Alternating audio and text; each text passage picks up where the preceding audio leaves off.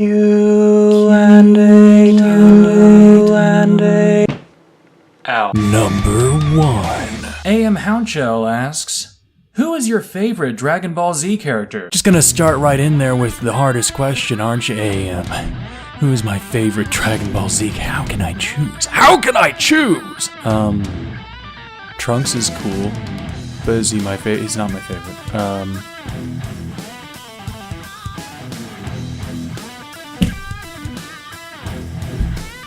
I don't know!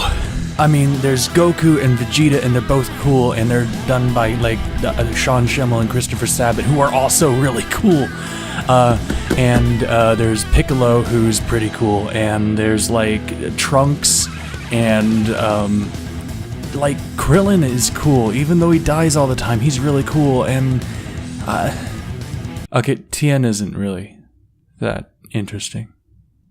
I could probably tell you my least favorite character. Yamcha. No, I don't know. Wait, I've got it. Yajirobe. Number 2. It's All in My Head asks, why have I had 5 hiccups every morning for the past month and a half? I don't know isn't acceptable. Well, it's all in my head, you see. A month and a half is what, like, a lot of days? But maybe 55 days by now? And you've had how many hiccups? 5? I think you're trying to promote my book, The War of Food, where 5s and 2s come up a lot, and every corner is, like, just littered with 5 and 2 Easter eggs. Did you watch my trailer yet? In reality, I don't know. Why does my wife hiccup every time I sing a certain song? Like, seriously, she hiccups and she can't stop. What is that? Number 3. Hakayas asks, which dinosaur is best? There can only be one dinosaur to rule them all. And I don't know which one that is. Triceratops is pretty cool. There's one that's even cooler than the Triceratops. Like, you know how the Triceratops has this thing and he's got his, like, little nose here, the nose beak thing, and he's got all the sticking up out of that plate in the back of his head? Well, there's one that has, like, so many, and it has tons of horns. It's just like, I'll look it up. I'll just say, like, all of the horned dinosaurs.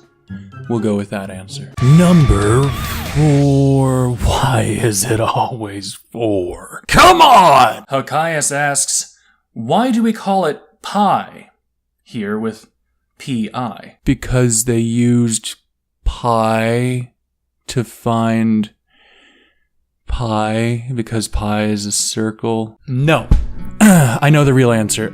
It's because pi is one of the letters of the Greek alphabet, and that's the letter that stands for that particular value. It's a constant. So they used a Greek letter to stand for that constant. You'll find a lot of similar stuff in physics. Certain Greek letters always stand for certain things. A lot of them are variables, though. They're not all constants. Anyways, it's a Greek letter, that's why we call it that. Yeah. But I like the pi idea, because it's a circle. Number 5. Hakayas asks, got a lot of questions. What's your D&D moral alignment? So, I think I'm chaotic good, I think. Like, when I've done the testy test stuff, I've come out as chaotic good, and then, like, when other people have, like, just looked at me and said, oh, here's this thing, it's been chaotic good. Is that the D&D alignment? I think that's the D&D alignment. Is it? I think it is. I've never played D&D. I've walked in on people playing, though. They were very awkward, and I forced them to create a Moltres type of phoenix that would come down and peck people on the head whenever the whenever the head person wanted to. It was pretty funny, yeah. Another time I walked in and they said, get.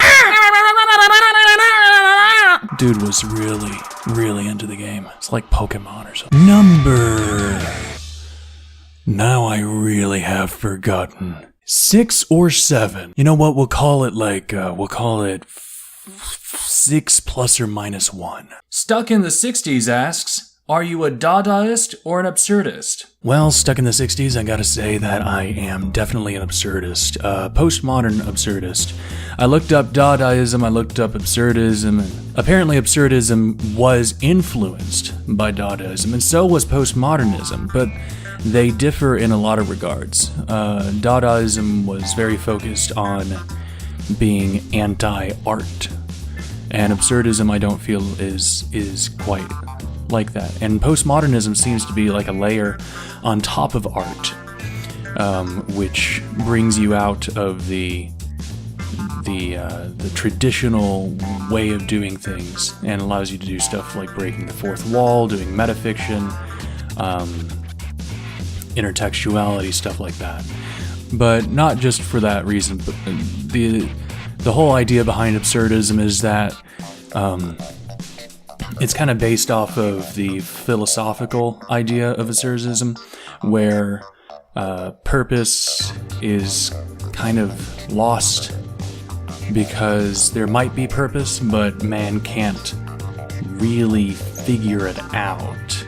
And it's not, the confusion doesn't come from the universe itself, the confusion doesn't come from man themselves, but the fact that they both exist at the same time.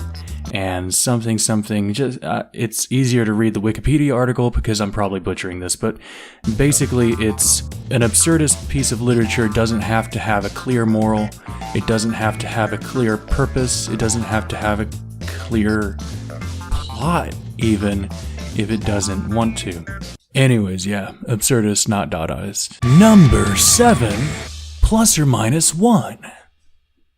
Anonymous asks, what's your greatest strength as a writer? Well, Anonymous, there's actually one talent, one specific skill that I have that is just weird that I have that. I don't know why I have it, but I'm totally okay with having it.